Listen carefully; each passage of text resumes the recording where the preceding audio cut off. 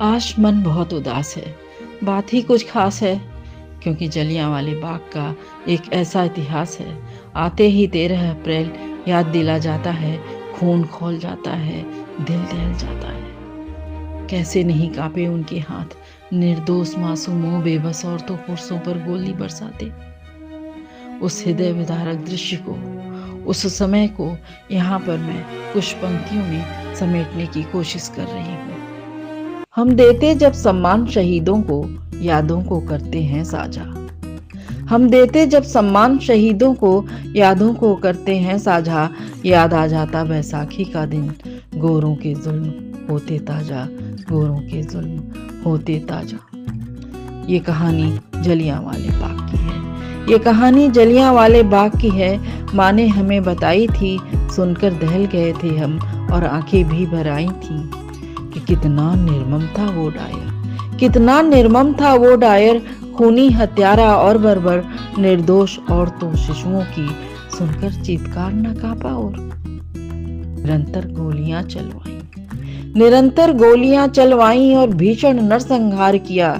बनी बर्बरता की मिसाल, इतिहास का वो काला दिन था। बनी बर्बरता की मिसाल, इतिहास का वो काला दिन था। सब भाग रहे थे इधर उधर, सब भाग रहे थे इधर उधर, पर राह एक ना मिली वहां।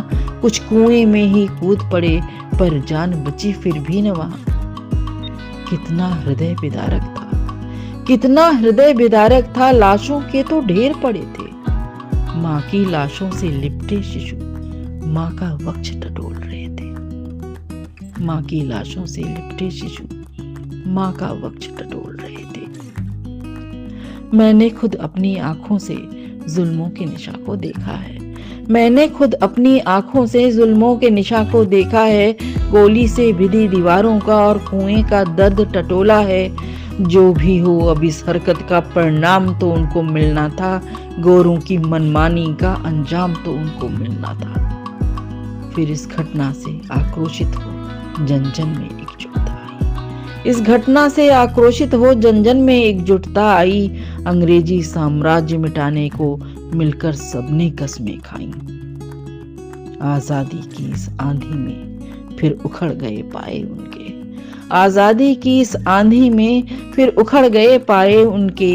हुआ देश आजाद, हवा फिर आजादी की खाई सबने।